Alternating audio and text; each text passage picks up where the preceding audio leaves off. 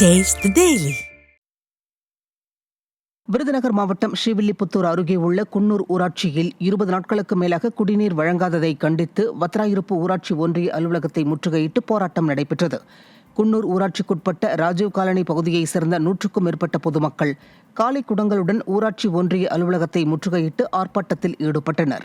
அடிப்படை வசதிகளை நிறைவேற்ற கோரி பலமுறை சம்பந்தப்பட்ட அதிகாரிகளிடம் மனு அளித்தும் எந்த ஒரு பயனும் இல்லை என கூறி அப்பகுதி மக்கள் தர்ணா போராட்டத்தில் ஈடுபட்டனர்.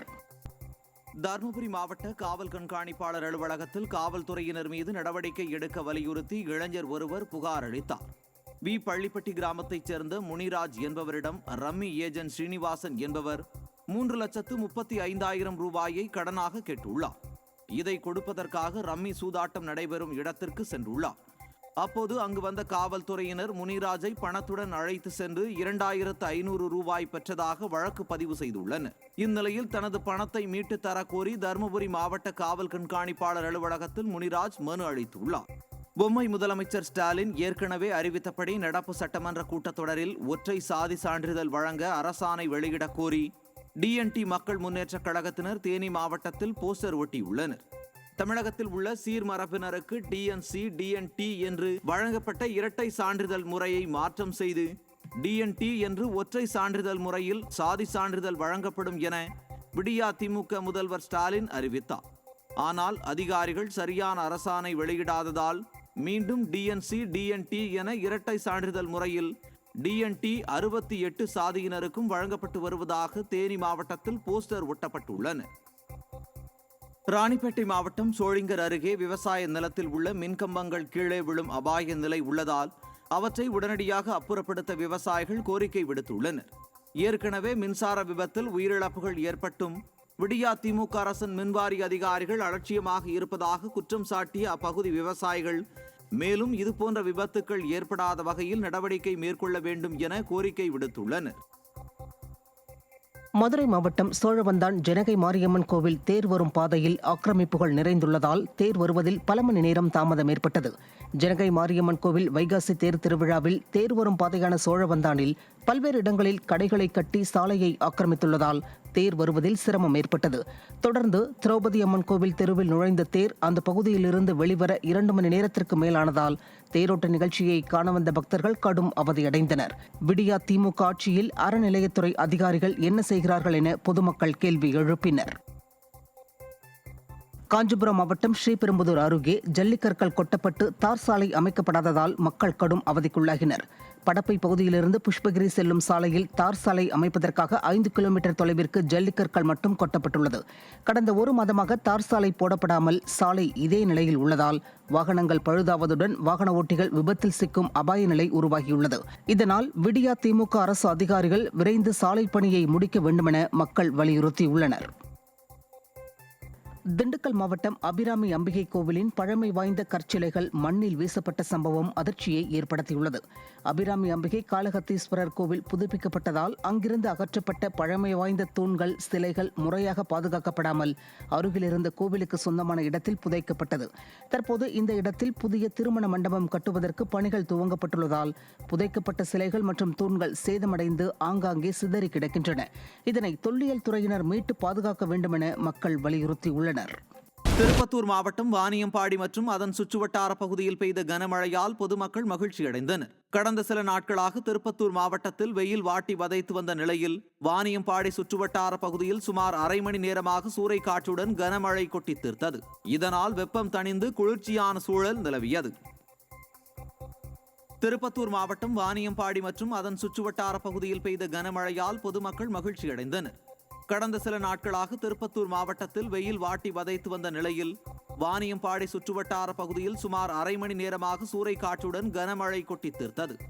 இதனால் வெப்பம் தணிந்து குளிர்ச்சியான சூழல் நிலவியது. தூத்துக்குடி வஉசி கல்லூரியில் அரசு நிர்ணயம் செய்த கட்டணத்தை விட அதிக கட்டணம் வசூலிப்பதை கண்டித்து மாணவர்கள் வகுப்பை புறக்கணித்து போராட்டத்தில் ஈடுபட்டனர். தூத்துக்குடியில் செயல்பட்டு வரும் அரசு உதவி பெறும் கல்லூரியான வஉசி கல்லூரியில் தமிழக அரசின் உயர்கல்வித்துறை நிர்ணயித்த கட்டணத்தை விட அதிக அளவு கல்வி கட்டணம் வசூல் செய்வது, மேலும் பராமரிப்பு கட்டணம் என்ற பெயரில் மாணவர்களிடம் சுமார் 2000 ரூபாய் முதல் 5000 ரூபாய் வரை வசூலிப்பது உள்ளிட்டவற்றை கண்டித்து மாணவர்கள் வகுப்பை புறக்கணித்து போராட்டத்தில் ஈடுபட்டனர். விடியா திமுக அரசு இதுகுறித்து உரிய நடவடிக்கை எடுக்க வேண்டும் என வலியுறுத்தப்பட்டுள்ளது. கன்னியாகுமரியில் தனது கணவரின் உயிருக்கு ஆபத்து என கூறி 3,45,000 ரூபாயை அபகரித்த கும்பலை கைது செய்ய கோரி பெண் ஒருவர் காவல் கண்காணிப்பாளரிடம் புகார் அளித்துள்ளார். புதுக்கடையைச் சேர்ந்த கிளாடிஷ் அனுஷா என்பவரின் கணவர் கத்தார் நாட்டில் பணிபுரிந்து வருகிறார். இந்நிலையில் பேருந்தில் பயணிக்கும் அனுஷாவுடன் சீதா என்பவர் நட்பாக பழகியுள்ளார். இந்த சூழலில் அனுஷா உடல்நிலை சரியில்லாமல் போயுள்ளது. அப்போது அனுஷாவுக்கு யாரோ மாந்திரீகம் செய்ததாகவும் அதை நீக்க பூஜைகள் செய்ய வேண்டும் என்றும் 3,45,000 பணம் மற்றும் நகைகளை சீதா பெற்றுள்ளார். ஒரு கட்டத்தில் தான் ஏமாற்றப்பட்டதை உணர்ந்த அனுஷா மோசடி கும்பலை கைது செய்ய மாவட்ட காவல் கண்காணிப்பாளர் அலுவலகத்தில் புகார் அளித்துள்ளார். இந்த பொண்ணு மெயின் ஆள், அக்யூஸ்ட் நிறைய அதில் சசி அதங்கோடுன்னு ஒருத்தன், அவனோட மாமா பொண்ணு சின்னுன்னு ஒரு பையன், இவங்க 3 பேரும் தான் மெயின் அக்யூஸ்ட். இப்போ திரும்ப என்னன்னா இன்னும் நரபலி கொடுக்கணும், அதுக்கு இன்னும் செலவாகும் அப்படின்னு டெய்லி ஒவ்வொரு நம்பர்லேருந்து கால் பண்ணி டார்ச்சர். ஸோ எனக்காக எனக்கு மொத்தம் 3,4 லட்சம் ரூபாய், அதை தாண்டி ஒரு 60,000 ரூபாய் திரும்ப வாங்கியிருக்கு. அப்போ டோட்டலி 3,4 லட்சம் ரூபாய் என்கிட்டேருந்து வாங்கியிருக்காங்க. அதை தாண்டி என்கிட்டேருந்து 2 பவுன் நகை வாங்கியிருக்காங்க. மதுரை மாவட்டம் திருமங்கலம் அருகே முச்சுக்குளம் கிராமத்தில் முறையாக 100 நாள் வேலை வழங்க வலியுறுத்தி அரசு பேருந்தை கிராம மக்கள் சிறைப்பிடித்ததால் போக்குவரத்து பாதிக்கப்பட்டது. ஊராட்சி மன்ற தலைவர் ஒருதலை பட்சமாக 100 நாள் வேலை தருவதாக கூறி அவரது வீட்டின் முன்பு பொதுமக்கள் ஆர்ப்பாட்டத்தில் ஈடுபட்டனர். இதையடுத்து அவர் பேச்சுவார்த்தையில் ஈடுபட்ட நிலையில் அதற்கு உடன்படாத கிராம மக்கள் காரியப்பட்டி கள்ளிக்குடி செல்லும் பிரதான சாலையில் அரசு பேருந்தை சிறைப்பிடித்து மறியல் போராட்டத்தில் ஈடுபட்டனர். இதனால் அப்பகுதியில் 1 மணி நேரத்திற்கு மேலாக போக்குவரத்து பாதிக்கப்பட்டதால் பள்ளி செல்லும் மாணவ மாணவிகள் கடும் அவதியடைந்தனர்.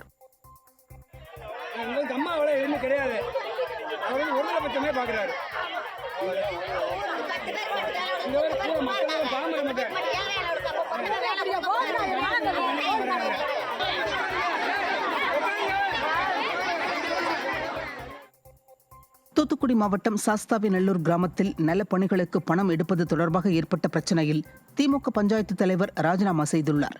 சாஸ்தாவிநல்லூர் கிராமத்தில் நலப்பணிகளுக்கு பணம் எடுப்பது தொடர்பாக பஞ்சாயத்து துணைத் தலைவர் ராபின் என்பவர் பிரச்சனை செய்து வருவதாக பஞ்சாயத்து தலைவரும் கவுன்சிலர்களும் மாவட்ட ஆட்சியரிடம் புகார் அளித்துள்ளனர்.